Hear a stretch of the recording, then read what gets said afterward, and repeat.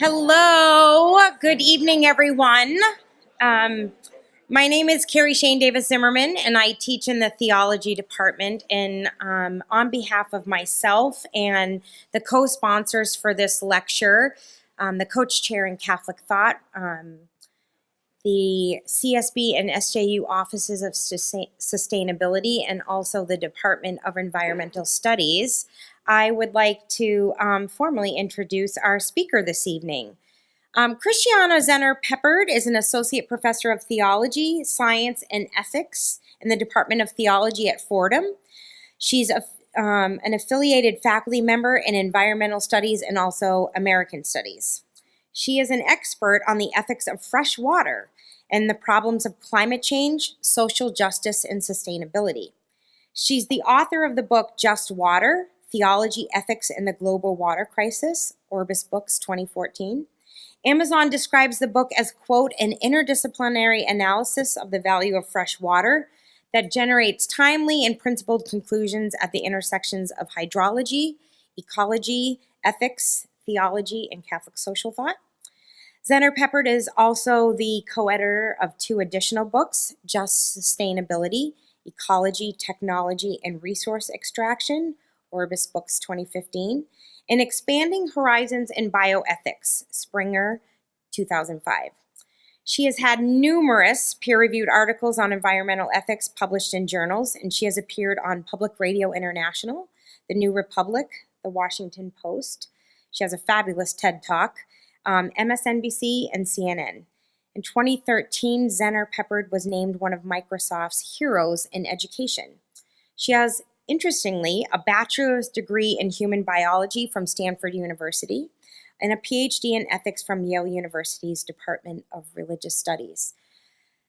Before I ask you to give her a great Benedict and welcome, I'd like to give a plug to all of the students in the room that afterwards, after the brief Q&A, there will be an ice cream social for any students that would like to meet Dr. Peppard. So you know how those ice cream socials go at St. Ben, St. John's. There's ice cream and then there's so much hot syrup, chocolate syrup, and caramel syrup. So come and join us just in the room down the hall if you go out these doors in 204C.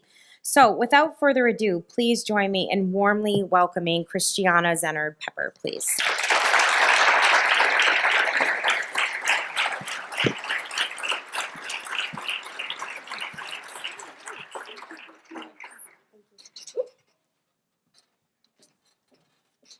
Thank you for having me, everybody, and a special thanks to Professor Davis Zimmerman and to the entities that she noted as co-sponsors, especially the Coach Chair in Catholic Thought and Dan Finn in particular, as well as the Sustainability Office and the excellent people in environmental studies and theology who I just so deeply enjoyed our conversation earlier this afternoon.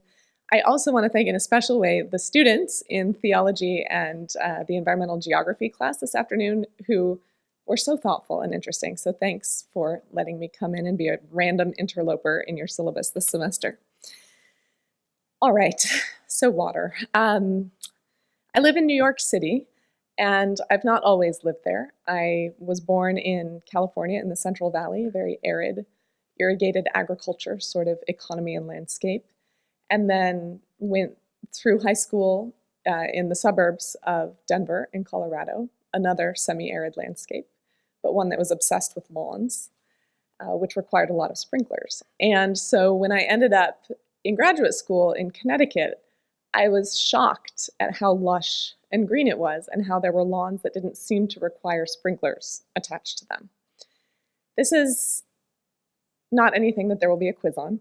But it is to say that the landscapes that we inhabit shape us, and they shape our understandings of what to expect out of land and people and the relationships that are built upon them. And the same is true for water.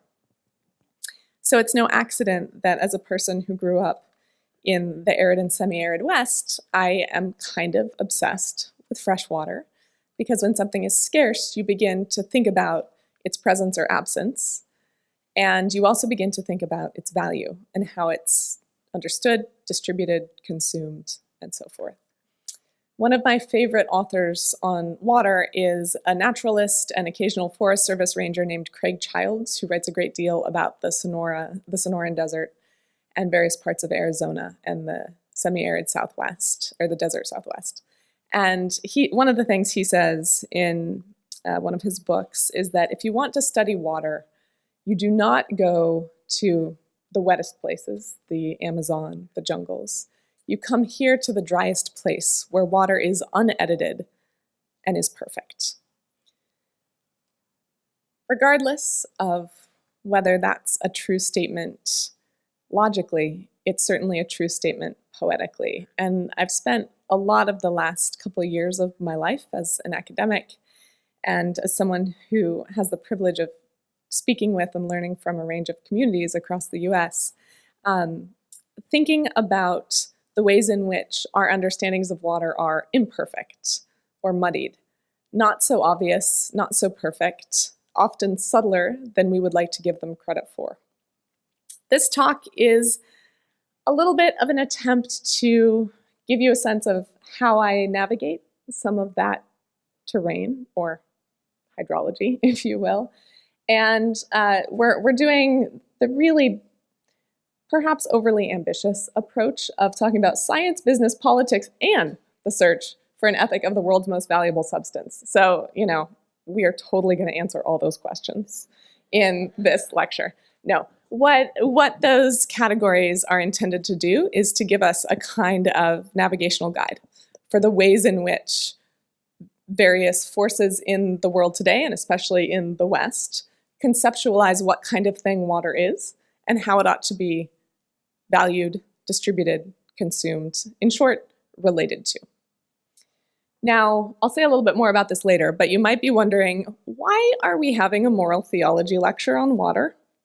Isn't this a little weird? And the answer is yes, but doesn't that make it super fun?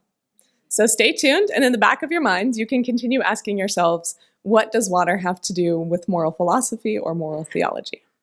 And perhaps that can be a locus of our conversations later. I have to confess, PowerPoint is not my strength, and I was having a little bit of internet difficulty today, so the images are non-existent, except for this one. Instead, what you have on this PowerPoint is a backbone of the key conceptual points I want to make, and hopefully it will serve as a sufficient guide. For example, it's a very basic PowerPoint. All right, so let's use this. I'm a constant mover. Oh, good. All right, so water. It's obvious, right? What is water? And in particular, fresh water. We're not going to talk too much about ocean water, though if someone doesn't ask a question about desalination in the Q&A, I will be very surprised. So feel free to get that one going. I want you to close your eyes for a second. And those of you in the environmental geography class already did this morning, and it went well enough that we're doing it again with the bigger number. So close your eyes. It's all right. Everyone else is too. I'll do it too. And I want you to think or conjure up an association of water. I say water, and what's the first thing that you think of, or that you feel, or that you see? What kind of olfactory memory or sound or association do you have? And when you're done, you can open your eyes. I'm guessing that while there will be some family resemblances around a couple different kinds of images or associations with water, some of them might be pretty straightforward and daily: the shower, the tap. Others might be having to do with summers, leaping into a big lake, you have a lot of them around here, or a river with reckless abandon. Some of you might have gone with water in various of its other phase states. So, maybe some ice, maybe some snow, maybe some water vapor, other than liquids. Some of you may have, things that are in much different kinds of categories. If you're a chemist or you're working in engineering in some way, maybe you thought, oh, I am totally into that universal solvent. It's so polar and tetrahedral, it is the bomb. And others of you may have thought of a poem, or that, like, what I think about is the smell of the smell that's emitted from the ground after a fierce and sudden summer rain on dry land. There are so many different kinds of associations and memories and experiences of water that it is a really useful way to trouble our understanding of what kind of thing water is. It is on the one hand, extremely obvious, universal. Everyone needs it. You can't have life without it. It's everywhere, kind of sometimes. But it's also not obvious because it's plural and it's very particular to our experiences as people who inhabit particular regions and contexts, as people who grow up in certain cultures and ways of relating to water, right? And this is one connection to the moral theology piece, as people who may have grown up in certain religious or cultural traditions that had a range of rituals around what you do with water, right? So those of you who may have been baptized Catholic, okay, well, you've got baptism right there. It's one of the 7 sacraments in the Catholic Church. And the understanding there is very, very theological. So water can be an agent in many, many senses in your lives, in the life of the planet, and in the lives of societies. Okay, one way of looking at what kind of thing water is to talk about science. These are just a few of the kinds of associations. This is not an exhaustive list, obviously. I'm a big fan of water as the universal solvent. I mentioned that briefly. It's also the condition of the possibility of life, right? You think about extraterrestrial exploration and the possibility of colonizing places like Mars, or looking for the possibility of life on other planets. And one of the questions that scientists and explorers and astrobiologists always ask first is there any trace of water? Because if there is, the idea is that there are possibilities for organic life to emerge.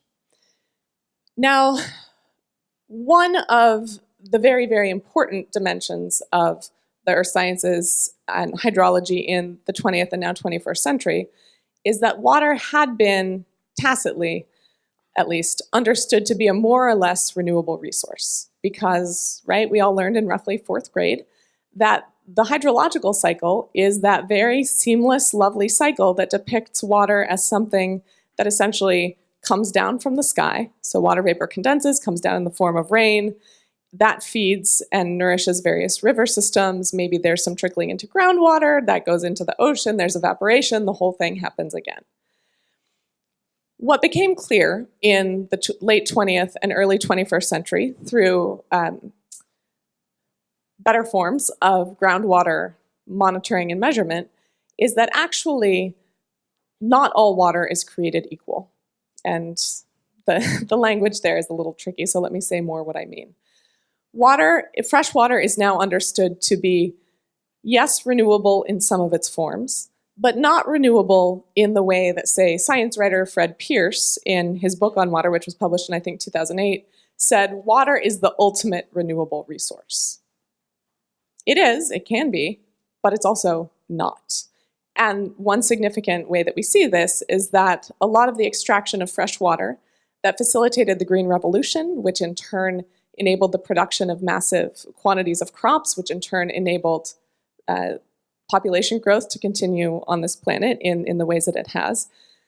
Those forms of agriculture have been supported by a number of different technologies, including groundwater pumping and the extraction of water, fresh water, in massive quantities from underground sources. That's good in many ways because people need to eat, we need water to grow crops. These are important things. However, what has happened is that with the increased demand for agriculture, as well as urbanization and urban demand for domestic water uses and various forms of industrial use, the rate of recharge of those underground water sources has not met the rate of withdrawal. And that is a major issue that hydrologists are just beginning to come to terms with. But it's not merely a scientific problem, right? Water is one of these very, very slippery substances that fits nicely in whatever conceptual category we put around it. But it also always overflows and imperfectly fits in that container. Its meanings, its associations, and the implications of the way that humans relate to it are always greater than the containers that we put around it. literally and metaphorically. So in the mid to early 2000s, and then certainly by 2008, geographers started referring not just to the hydrological cycle, but also to the hydrosocial cycle. This is the idea that in the patterns of water flows in the world, it's not just geology, not just hydrology, not just climate dynamics and other Earth systems that interface with water supply. It's human societies. And the decisions we make about extraction, about consumption, or in particular, consumptive versus non-consumptive uses, the ways in which our political economies determine the legal paradigms for identifying what water is, and the economic systems by which it will be traded or sold, these have massive consequences for what kinds of waters are available, to whom, under what conditions. And there are really different outcomes, as political ecologists have been at great pains to point out, about who benefits and who bears the burdens from those hydrosocial arrangements. So water is all of these scientific things and more, and it is also resolutely social. Water is universal, but it's not uniform. It's universal, but it's also always particular. And how do we grapple with that? One approach is through business. And I live in New York, so I have a lot of friends who are in finance and who are in business. And, usually when we meet, the conversation goes something like this. Finance person, hey, nice to meet you. What do you do? I'm a professor. Oh, okay. What do you teach? Well, I like to think about water and ethics as well as science and religion.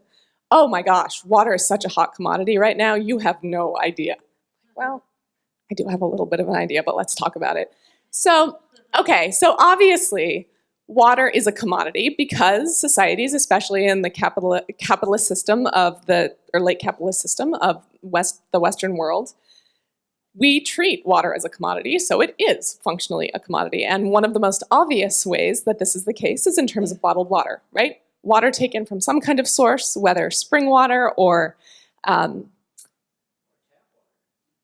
yes, exactly, or tap water. So we can definitely talk about this in Q&A. Dasani, Aquafina, a range of others, are tap water that's been processed and filtered and repackaged, and some nice alkaline solution, or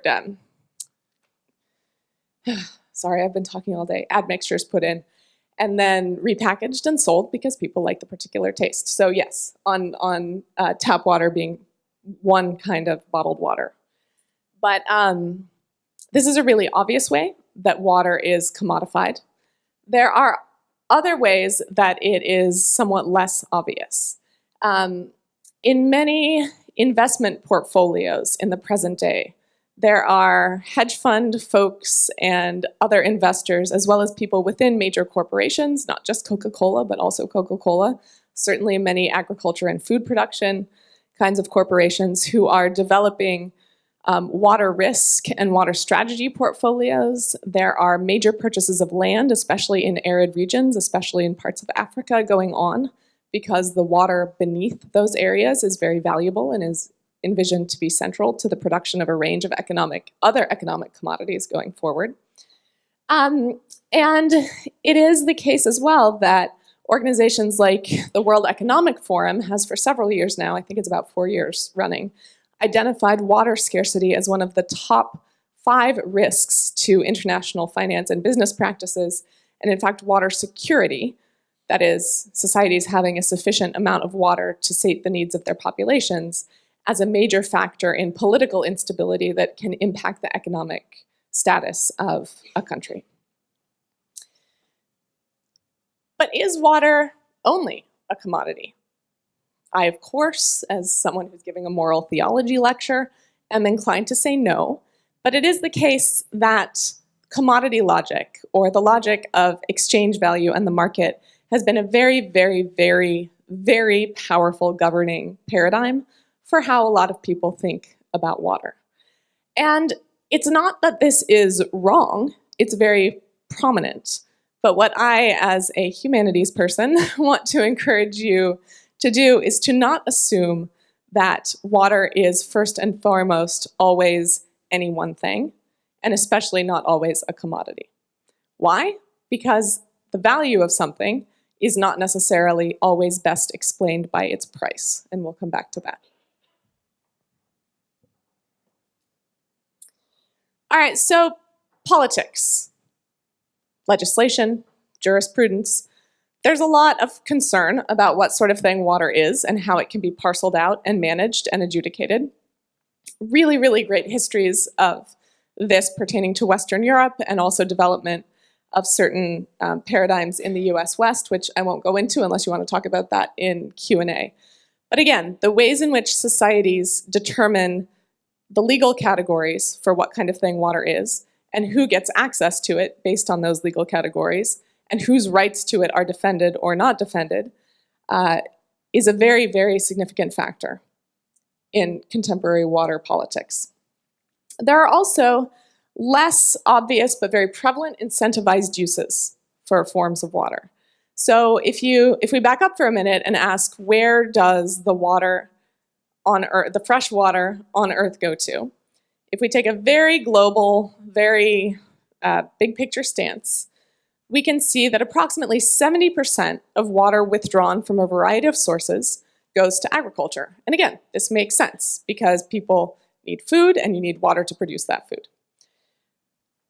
About 22% of the water withdrawn goes to industry, extractive industries such as fossil fuel extraction, but also various other forms of production, such as the jeans you might wear or the making of microchips or various other things. And that list, so 70 plus 22, the remaining 8% is a drop in the bucket of overall water use, and that is domestic tasks. All those daily things, cooking, cleaning, bathing. So this raises a question, right? When we think about discourse around saving water, we think about the exhortation to take shorter showers or turn off the water when you brush your teeth. And yeah, that stuff matters, right? Makes you aware of it, saves it for in your local watershed. But there are also real questions of scale going on when it comes to fresh water.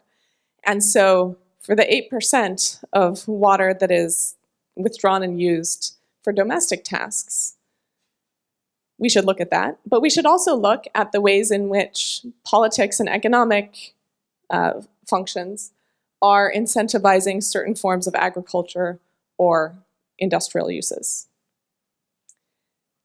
And then in the realm of politics, there are also matters of regulation, again linked to the legal paradigms of policymaking aspect. There are incentives to privatize water infrastructure. This has happened in Atlanta. It's happened in a range of places worldwide and also some more in the United States. The idea here being that if municipal governments or regional governing bodies are not efficiently distributing water to the people who live within their boundaries, then maybe the private sector could come in and do some really good work in terms of distributing water and finding more efficient ways to make it accessible. And this is a proposal that has some merit in some contexts, but it's also a proposal that has been pretty dicey and has led to some pretty solid social movements around the US and around the world, because one basic factor that most corporations are accountable to is shareholders. And one basic factor in human living is that we all need fresh water. So when corporations come in to manage municipal water supplies, a frequent, not always, but a frequent outcome is that the importance of shareholder profit tends to outweigh questions of affordable access to water. And this has been seen in a range of contexts, again, in the US and worldwide. That then raises the question of participation. Who should have voice in how water is governed, managed, distributed, consumed? Whose voices count when coming to the table to talk about what kind of thing water is, what values it carries, and how it ought to be distributed in the present day and for future generations? For those of you who may have followed the activist movements at Standing Rock over the Dakota Access Pipeline and the rallying cry of the water protectors there, self-described water protectors, their anchoring rallying cry was Mini Washoni. water is life. So while it was a pipeline that was being built to bring shale oil and natural gas from one location to another, it was the water and issues of tribal sovereignty and who's responsible for protecting land and what kind of value is clean, fresh water. These were some of the moral claims that were being played out on various political and legal stages.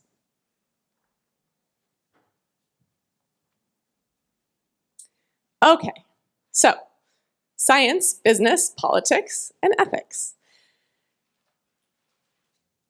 In the 1990s, in global discourse on development and water policy, there was a big debate that went on. And the debate went something like this. Is water fundamentally best understood as an economic commodity or as a human right? Long history to these debates. Again, we can go into that if you want. But what ended up happening is that in 2010, the United Nations General Assembly affirmed that there is, in fact, a human right to fresh water. This was met with joy by some sectors of the global population, and it was met with skepticism and annoyance by others, especially the heads of multinational corporations like Nestle, who had vigorously and vehemently opposed it. Interestingly, and I'll say more about this in a moment, the Catholic Church has been advocating for a formalized right to water since about the year 2000, certainly since the year 2002. That's something that goes under the radar screens of a lot of people who study the Catholic Church and theology, but it's one of the things that first interested me in this kind of topic and actually ended up leading to the book that I wrote. So 2010, the human right to water is affirmed, and this leads to the obvious question, like, well, why was it not considered a human right before? Isn't it obvious that people need water? You know, duh. And the answer is yes, that's exactly right. And that's exactly why people now, historians, now look back and think, yeah, it wasn't identified as a discrete human right in the Universal Declaration of Human Rights, precisely because it was considered to be so obvious and also presumably abundant. But times have changed. It's now no longer obvious that water is something that should be accessible to all, nor is it any longer obvious that water is as abundant as was once imagined. All right, so a human right. It's an important concept. It's a very potent concept in Western ethical discourse. It's a concept that illuminates some things and obfuscates or muddies others. One environmental philosopher who I kind of love-hate his work sometimes, his name's J. Baird Callicott. He wrote, and I almost gagged when I read this, he said, human rights are a fiction. And I thought, what? They are not a fiction. Come on now. They are a real thing. There are documents that say this. But what he was trying to point out is that human rights, while a very powerful discourse and an important one in many ways, is also a fiction because it's a category that humans have made up. And we've codified it and we've reified, that is, affirmed it. But that doesn't mean that it's a category that pre-exists in itself or is necessarily self-evident. And I would argue that a lot of what we're seeing right now in global water discourse and in the struggle to articulate what kind of thing water is and what its value is and how it should be distributed and who has access to it and who benefits and who bears the burdens from different of these arrangements is in fact an ongoing conversation / debate about what kinds of stories we tell about water and what the dominant narrative is. Because for as many stories as our societies have told about water, whether it's a human right, whether it is a commodity, whether it is Mini-Wishoni, life, there are other stories that could have been told. One thing that I haven't mentioned at all in this talk, but we talked about earlier today in some of the classes, was water as a natural resource, right? And that's linked a little bit to commodity logic, though it's certainly not equivalent to it. That too, while a very powerful and seemingly self-evident category, is also a story that we tell about it. And it makes sense within a certain kind of narrative. But again, which of these is right? Which of these is true? Which of these is most illuminating for the purposes of the kinds of ends that we want to achieve? And that, frankly, is, in my view at least, one of the places where ethics comes in. What is it that we're trying to do with water? And more than what is it that we're trying to do with water, what sorts of relationships does water sustain? Ecologically, in terms of ecosystems and other forms of life, as well as geologic formations, but also socially. What forms of life do we want to support with the way that societies view and value and distribute water? Do we want to protect it for future generations? Do we want to consume it and profit off of it now? And how does that look in a range of contexts? Whew. All right, so it will come as no surprise to you, having heard the foregoing, or having looked at the foregoing slides and heard this drinking from a fire hydrant kind of understanding of water. In my work, here's what I tend to do. I tend to try to paint the ways that discourses are unfurling about what kind of thing is water, to try to complicate our assumptions, to make visible the invisible narratives that we inhabit, the ways in which our cultures, our legal systems, our economic systems, our political systems structure what we think water is, and then to make that a little less obvious.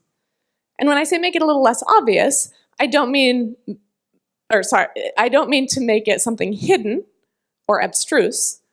I mean to trouble the certainty that we have that our way of understanding it in the Western world right now is necessarily the best way.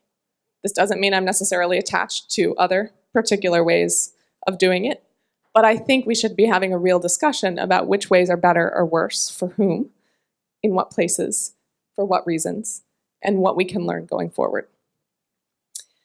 Also, unsurprisingly, I tend to be super interdisciplinary. So you heard my bio, undergrad in human biology and a lot of interest in environmental ethics and earth systems. I tend to be someone who thinks that epistemology, or language about what we know and how we know it, matters a whole lot for the project of ethics, namely how we should be in the world and how we relate to other entities and how we should act. I also, this can get a little overwhelming. Like, I'll read almost anything on any topic that has anything to do with water, and so the metaphor of drinking from the fire hydrant is real, right? Like, there's just so much to consume. But take heart. If you find this totally overwhelming, you are not alone. I was saying in an earlier conversation that there's a quote from the BBC in 2005 that, in a very depressing way, I kept above my desk when I was writing my dissertation, and it goes like this. If you want to induce mental meltdown, the statistics of the worsening global freshwater crisis are a surefire winner. Why I found this inspiring, I don't know, except that maybe it was some bizarro form of like self-flagellating solidarity that, yeah, this stuff is hard. And I don't really know what I'm doing here, but I'm just gonna, muck around in it and see what we can come up with. But here's the thing, is there are guideposts. I don't necessarily think that I'm going to come up with a water ethic that says it all. In fact, I don't think that at all. That's a ridiculous aspiration. But I am someone who, despite all the craziness going on in the world, despite all the hurricanes, including the most recent one, Maria, right, which was just upgraded to a Category 5, despite all the kinds of greed that can beset the world, corruption, etc., there are also real possibilities for human collaboration and creativity oriented towards the common good. And that's why I do what I do, in a nutshell. So here's where I start. Water is universal, but it's not uniform. Let's play with that. Let's see what we know about it experientially, intuitively, emotionally, in terms of our memory, as well as in terms of our analytic categories and the discourses that we can learn. And let's remember two things. Water is sui generis. This is fancy Latin language time because, theology is so Latin, so I had to throw something in here for you. Water is sui generis, which means that it's unique, or in the language of economics, it's non-substitutable. There is no other thing that can take its place, right? So in this way, it's different from sources of energy. Currently, our societies are reliant on fossil fuels, but they don't necessarily have to be. There are other forms of energy production that are viable. Such is not true for fresh water. And water is also a sine qua non. Fancy way of saying it's a baseline, it's a condition for everything. You can't do anything without it. Those are pretty basic truths. And one of the ways that I've made my way in thinking about water, what it is, how it might be valued, the various meanings that attach to it is, no surprise, by studying Catholic social teaching.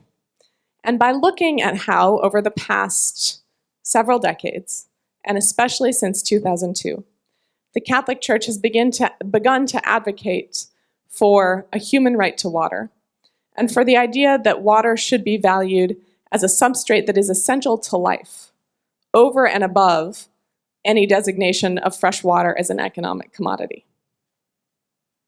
Critics are really quick to point out, and rightly, what does that even mean in practice? A lot of corporations and advocates of privatization say, well, that's great, but if you're going to assure that everyone has access to a sufficient amount of fresh water, well, shouldn't you bring in the private sector? In fact, it might be the private sector that's best poised to help facilitate the achievement of the human right to water. So there are lots of debates going on about these kinds of things, and they're important. But one of the reasons that I think, and this now gets to that early question of why is this a moral theology lecture? One of the reasons that I think it's a viable substance or topic to discuss is that I understand moral theology, at least in some of its forms, to be about bodies and the actions we take and the caliber of the relationships that we want to sustain. And I think that Catholic social teaching, especially as it's emerged in the past couple decades, has made some serious progress on talking about justice in global economies and the importance of human dignity, and increasingly, the importance of ecosystem or various forms of ecological integrity. How many of you guys have, well, you've all probably heard of Pope Francis, I hope. How many of you guys have heard of or maybe even read his 2015 encyclical called Laudato Si, or On the Care of Our Common Home? Some hesitant hands. Okay.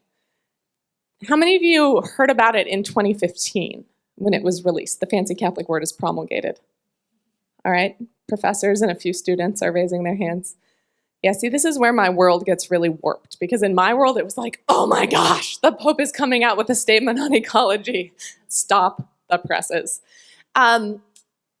It's a document worth reading for a number of reasons. Though I don't generally recommend encyclicals as enjoyable reading, this one is more enjoyable than most. And it has a distinction, which my students, this is what they always remember about it, is that I say the Pope tweeted it out, right? First encyclical to have that particular distinction, tweeted out by the Vatican. Laudato Si identifies fresh water problems as one of 6 major signs of the times, one of 6 major indicators of the disrepair into which the planet has fallen. And throughout the document, it talks about fresh water in a couple of registers. That fresh water is a fundamental human right, and in fact, a right to life issue, because it is essential to the fulfillment of all other rights, and a life of dignity cannot be achieved without it. Thus, it should not be treated primarily as a commodity because of its centrality to human dignity and human life and other forms of life. And he also has some really interesting and I think important passages about indigenous cultural knowledge of waterways and water traditions. And the verdict is still out on what it means for the Pope of an institutional, hierarchical, centralized institution like the Catholic Church to advocate for the integrity and wisdom of indigenous traditions. As activist and writer Bill McKibben said, this is kind of a radical statement for a Pope of the Catholic Church, an institution that as recently as a couple hundred years ago set out to colonize and universalize much of the world and eliminated cultural integrity in many places. So what would it mean, what does it mean when a church with significant numbers and significant clout and a tradition of moral theology and Catholic teaching says, maybe we should listen to the people whose lives are affected by these major kinds of extractive projects or development projects or agricultural projects or dams? What would it look like, by analogy, for those of us who inhabit the upper echelons of economic globalization and white privilege, to listen to people whose lives are most dramatically affected by the absence of such privilege, whether that's in Flint, Michigan, or Detroit, whether it's in Standing Rock or elsewhere? What would it look like to listen and to be accountable to those voices? So I will leave us with the question of value, which, like a lot of work on water, tends to be more open-ended than closed, and potentially more poetic than analytic. So what do you think are good ways for seeking necessary, sufficient, and normative synonyms for the world's most slippery and valuable substance? In other words, what kind of thing is water? Thank you.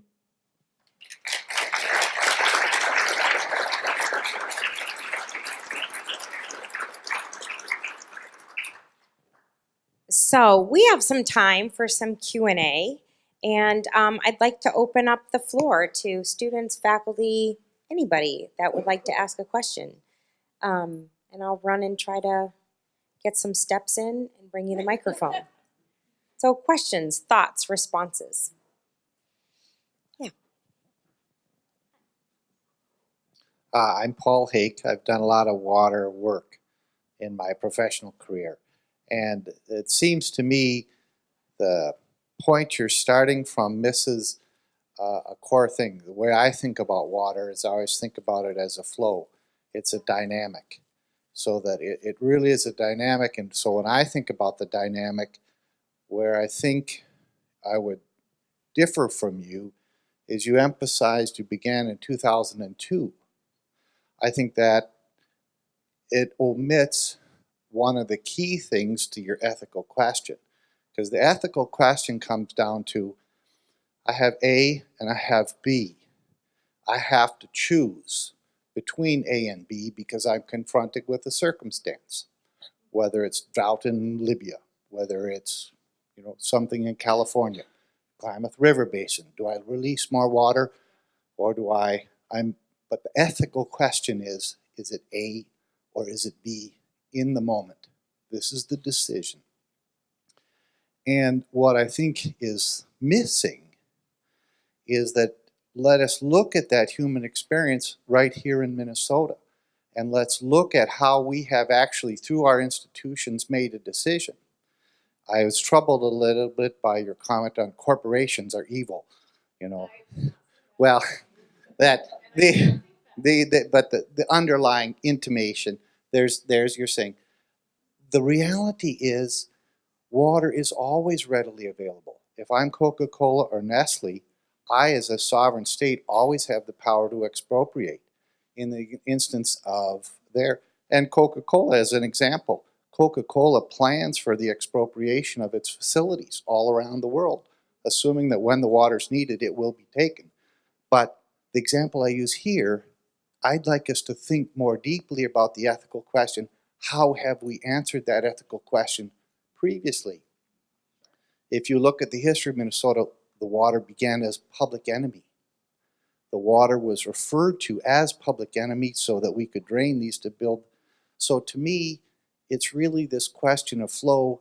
It would be nice in your thinking to extend back into that historical, what has been the dynamic of how have we actually made the decisions in terms of historical experience. So that's my thought.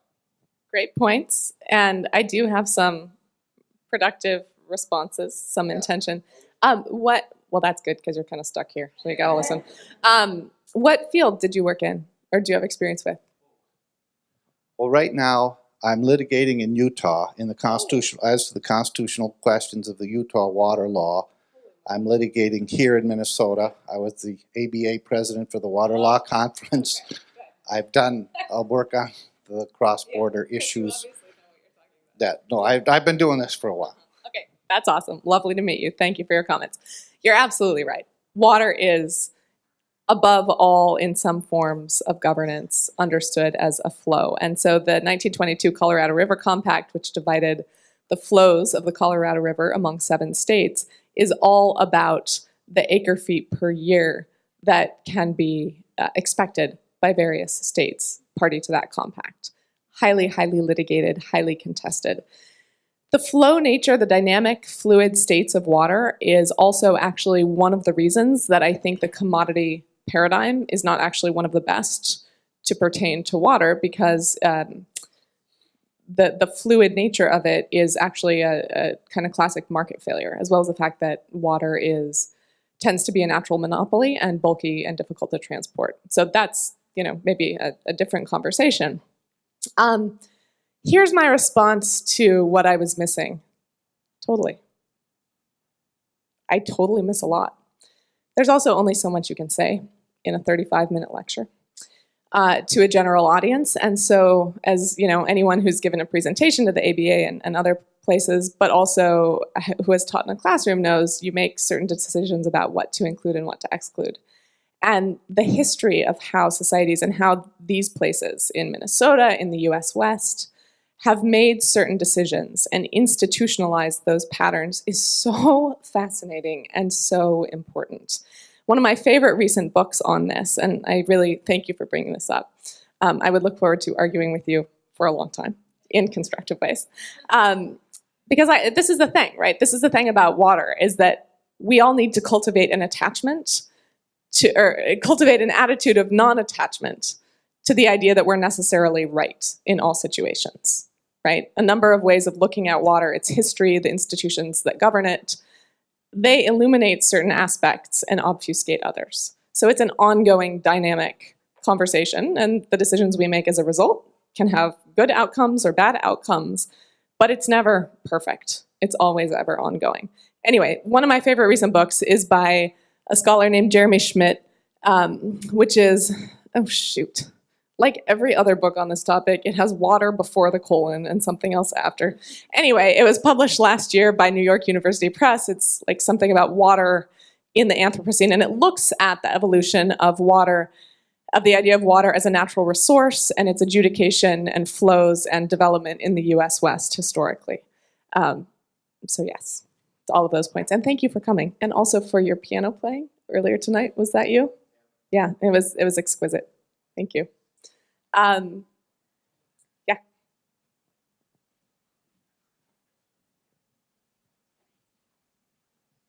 Thank you, Chistiana, for your wonderful lecture.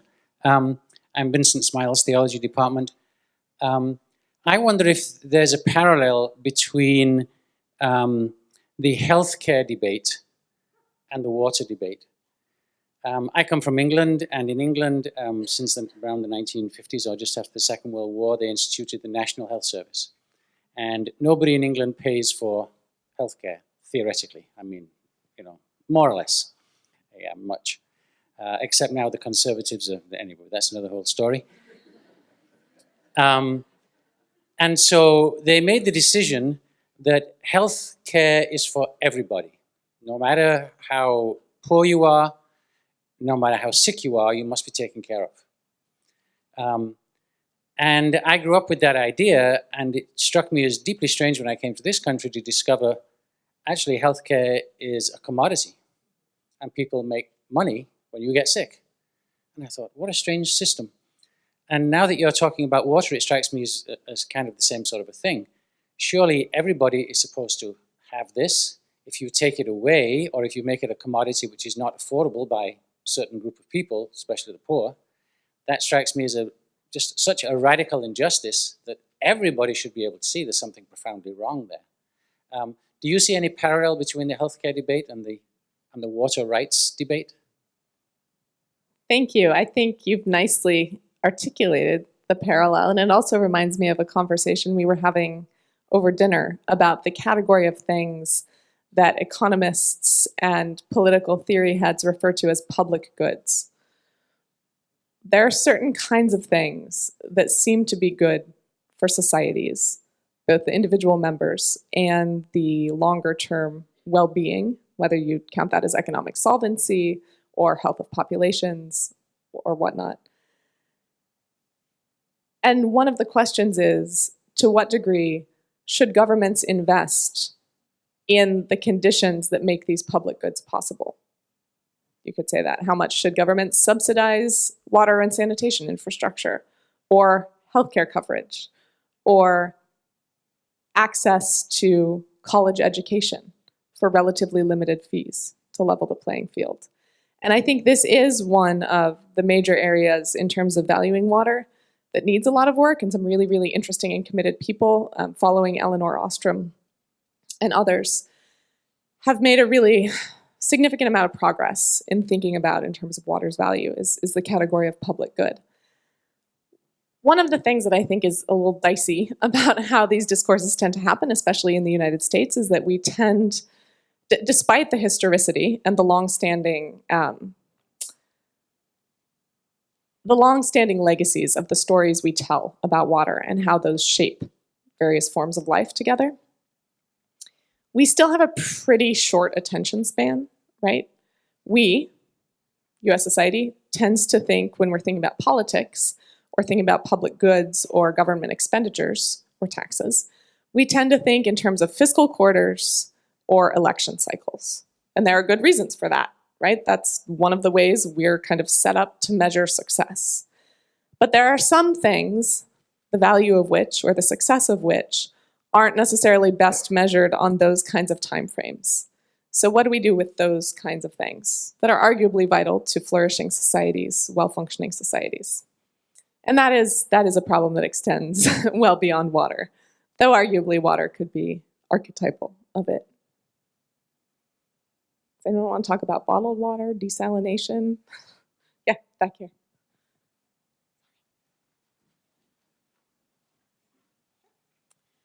Thank you for your presentation. My question is, what is your opinion on water being used as to discriminate? Because it's just coming to a point where, I don't know, as a peace studies major, I'm beginning to see that the environment is being used to discriminate people of lower socioeconomic class racially.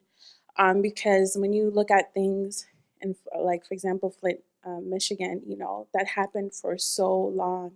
And then I got a chance to travel there, and it was just really like crazy. Because like as a first world country, we love to consider those things like third world problems.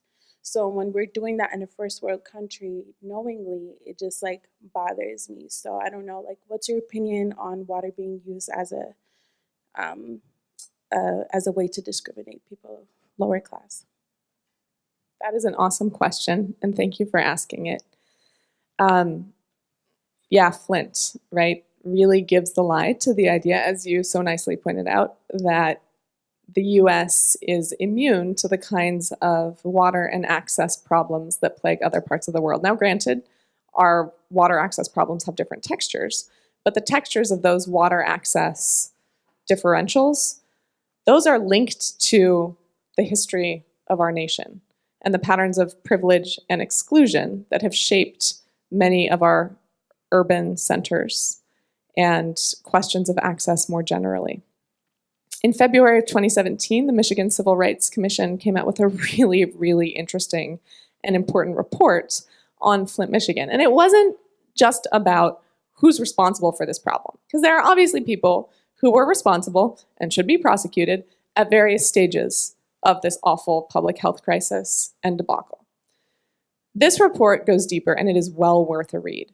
And it talks about the ways in which racialized structures of racism, not just individual decisions of whether or not to be nice to someone who has a different skin color, but actual historical structures that become enshrined in our institutions, made it very easy for something like Flint to happen, and continue to make it very easy for these kinds of racialized exclusions to happen going forward.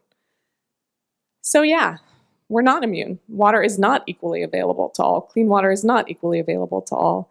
And I don't want to be the person who's standing up here saying, but it's really good because now we're aware of the problem, right? That's a silver lining Pollyanna-ish thing that is not cool, given the fact that children's lives and brains are forever affected by the water that they absorbed. Forever.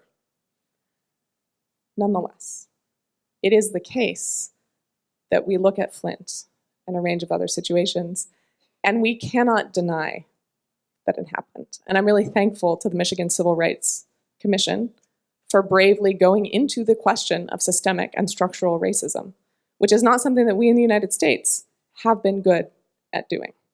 So that report and a book called An Indigenous People's History of the United States, really, really recommended reading for thinking about the kinds of patterns and institutions and histories that have shaped realities like Flint and like Standing Rock.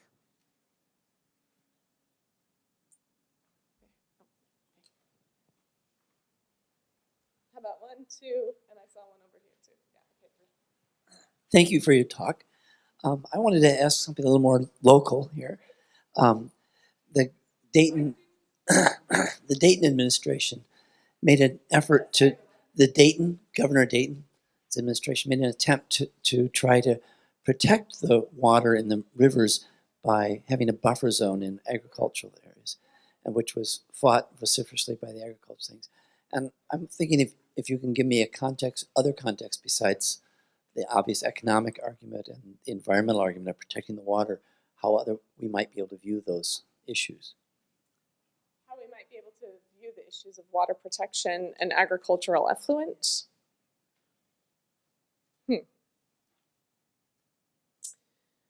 Okay, I'm going to start with the Indigo Girls. You guys familiar? In their song Ghost, the second stanza begins, "Well, the Mississippi is mighty, and it starts in Minnesota, at a place that you can walk across with 5 steps down." It was interesting to I overuse that term, such an academic teacher problem. Oh, it's so interesting. Let's talk about this. Anyway, it was, I love flying into a place and looking at the topography beneath me and thinking about how the waters connect to the land, connect to the lives of people who rely on those places. And one of the things that strikes me about the Mississippi and its massive flow nature is that there is so very much that goes into that river, and also, other rivers by extension. Agriculture is a massive problem for the Mississippi River, leading to dead zones in the Gulf, leading to really, really high concentrations of toxicants in St. Louis and other city water. And, with the way that agriculture in general tends to happen in large-scale monocultures in our society, it's hard to say what exactly could address that problem besides reconsidering some of the inputs that we so assiduously put onto the crops in order to make them more productive. That's a big proposition.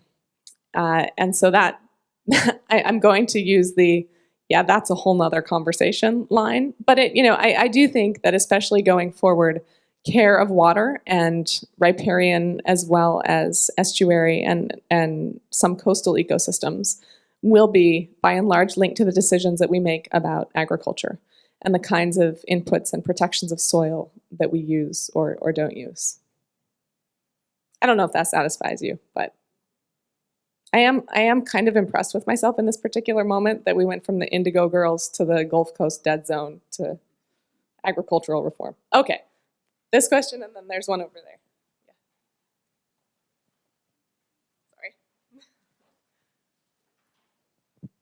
Sorry. Okay, so you're just talking about how water is, or the issue of accessibility with water, and how not everybody has full access to water. And you were talking about how we treat it as a commodity here, just like healthcare in the United States. And my question is, you also referred to water as a right within United Nations, blah, blah, blah. do you believe that making water a right or just treating it as a right, like if you have a right to water, makes it more accessible than treating it as a commodity? Just because, as that gentleman mentioned over there, companies have an incentive to provide you with water. Obviously they want your money, and I'm just wondering if just making water a right simply makes it more accessible.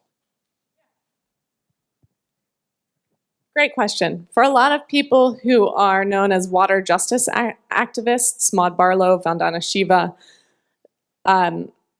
their positions can be more nuanced, but they can also be somewhat efficiently reduced to the idea that if you make water a human right, that excludes the possibility of treating it as a commodity, and that we should never treat it as a commodity. Strains of the Catholic Church is somewhat inchoate teaching here, because it is something that is so vital to life that it is not best served by market mechanisms and incentives. Now, I'm a good American. I think that there are real possibilities for public-private partnerships. But I think that one of the roles of government, and certainly a role of ethics, is to tightly circumscribe how those function and to what ends. So if there's a way of saying, okay, sure, like innovation, private sector, venture capital, whatever, you want to come in and try to work something out, that's interesting. But here's the baseline. The stakeholders have to have enough clean water. You can't shut off access to them or hike rates disproportionately, right? We do rent-stabilized apartments in New York. Can we do water-stabilized prices elsewhere? I don't know, worth thinking about. And that stakeholders, the moral values to stakeholders matter as much, and in some cases more, than the financial returns to shareholders. And this has started to be an issue at a number of corporations and corporate meetings where activists have gone in and protested, some Wells Fargo regarding the Dakota Access Pipeline, Coca-Cola, and others, to talk about their water policies.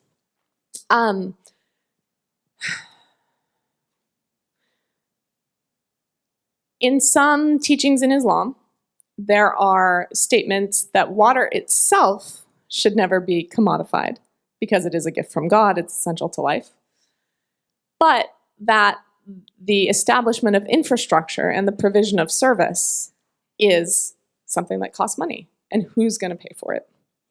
So, again, I tend to think that there are real possibilities for public-private partnerships, but very strong protections need to be put in place, and historically, those have not sufficiently been there to make sure that the needs of the most vulnerable are sufficiently attended to. Yeah. Oh, yeah, thank you. That's it, okay. Okay, thanks. Thanks for your patience. Thank you so much for the great presentation. My final question is, how can we as students do our part to help be a part of the solution and kind of help to, make this change about the mindset and ideas surrounding water? What can we do? Awesome question. Fun one to end on. Okay. Here's what I tell my students when they don't know what to write a paper about. They're like, there's so much. You assign so many pages. What am I going to write on? And I say something like this. What totally gets you going? What intrigues you most?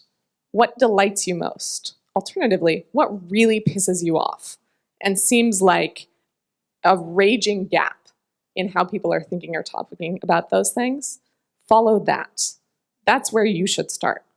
There isn't a general answer to how to get involved in or think about these water issues. Again, there are some better, some worse.